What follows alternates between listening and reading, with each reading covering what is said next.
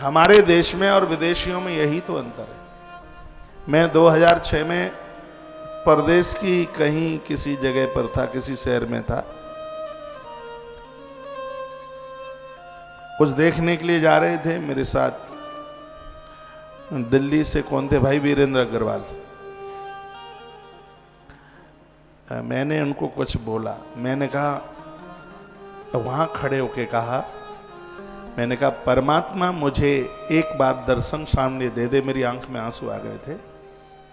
मैंने कहा मैं भगवान से यही मांगूंगा, प्रभु और कुछ मत देना, भारत की धरती पर जन्म दे देना, मेरा भारत जैसा तो कहीं नहीं। तो चौराहे पर खड़े होकर के उनको लाज नहीं, शर्म नहीं किसी भी प्रकार। अपने देश में तो बहुत मान मर्यादा है, आज भी है, इसलिए परमात्मा का हर अवतार यहां होता है। आज कितना भी कलयुग भयंकर नाच रहा हो, फिर भी बेटा बेटी सबको फिर भी मान शर्म लाज इज्जत फिर भी है। ये सब और देशों में नहीं रहा।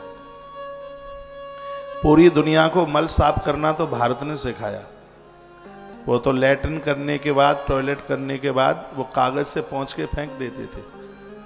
पानी से साफ करना भारत ने सिखाया। इसलिए भारत धर्म गुरु है। पूरी दुनिया को क्या नहीं दिया भारत ने? दुनिया को मसाले भारत ने दिए। महात्मा बाघ भट्ट भारत में हुए हैं जिन्होंने मसालों की खोज करी। लोगों को पता नहीं था कि सब्जी में हल्दी, नमक और धनिया ये सब चीजें डाली जाती, कुछ नहीं पता था।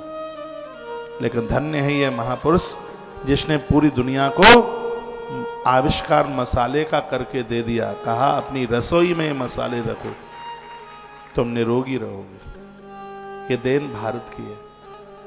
पूरी दुनिया को गणित भारत ने दिया। पूरी दुनिया को शल्य चिकित्सा ऑपरेशन, इस पूरी दुनिया का पहला ऑपरेशन भारत में हुआ, जिसे सर्जरी बोलता। शल्य चिकित्सा भारत ने दी।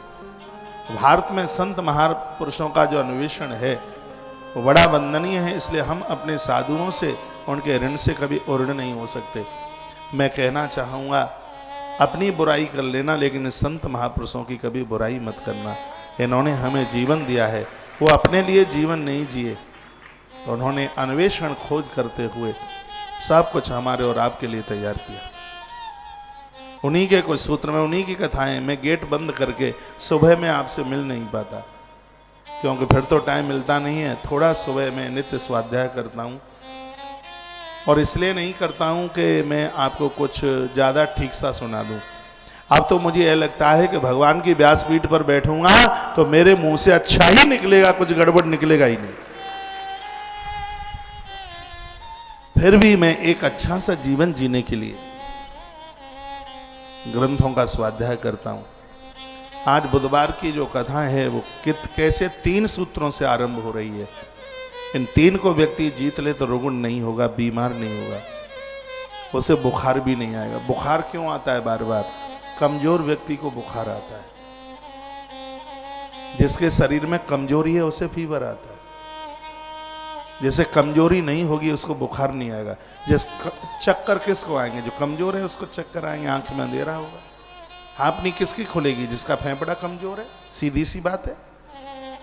तो इसका मतलब है कि आप जीवन जीने में त्रुटि कर रहे हैं, आप गलती कर रहे हैं। उसको ठीक से जीने की कोशिश कीजिए।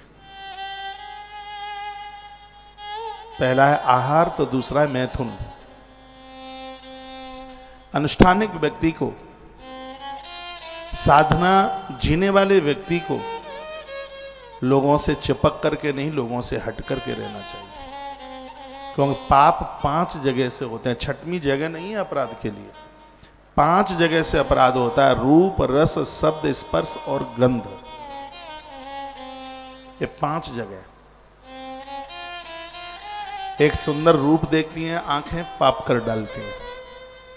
आज विज्ञान का युग है। आपके मोबाइल में बहुत कुछ भरा पड़ा है।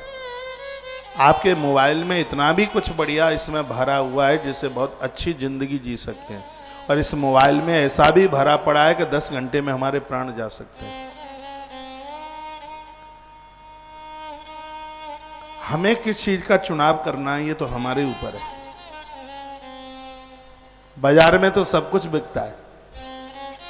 बाजार में सब चीज बिकती है, लेकिन जो होशियार लोग हैं वो सल्फास खरीदने को नहीं जाते। जो होशियार लोग हैं, परमात्मा की प्रकृति में सब कुछ है, हमें काय का चुनाव करना है, ये हम सोचें। व्यक्ति को बलिष्ठ, तंदुरुस्त और संयमी होना चाहिए। जिस व्यक्ति ने 10 महीना ब्रह्मचर्य धर्म का पालन कर लिया है, लात मार के मंजिल गिरा देगा।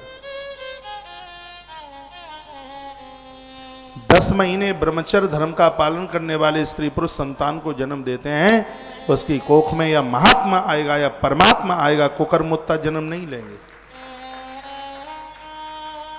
लेकिन आज यह शक्ति क्षीण हो रही है, इसलिए बढ़िया सी संतान का जन्म ही नहीं हो पा रहा। उसके दोषी माता पिता हैं। हमने तो लखन लाल के चरित्र में पढ़ा है, एक बार राम जी ने लक्ष्मण की परीक्षा ले डाली। सुनो, 1 मिनट में सुना रहा हूं। वो वन में थे, सीता माई तो साथ में थी ही। राम ने विचार किया कि थोड़ा लक्ष्मण को परखूं। परखना क्या था, वो तो जगत को संदेश देना था। राम जी ने कहा, लखन मैं थोड़ा महात्माओं से मिलने को जा रहा हूं, सीता का ख्याल रखना। एक पेड़ के नीचे बैठे थे, राम चले गए और चले के आ गए, तोता बन के आ गए। तोता बन के और उसी डाली पर बैठ गया। मेरी भाषा बुरी तो नहीं लग रही है आप किसी को? हाँ, मैं गैर दूसरा लगा दूंगा फिर। लेकिन कुछ बातें वर्तमान समय के लिए जरूरी है, तो मुझ जैसे लोगों को बोलने की जरूरत है। मैं शुद्ध हूं, इसलिए बोलने की हिम्मत रखता हूं। लिपा पुता होता तो बिल्कुल नहीं बोल पाता यहां से।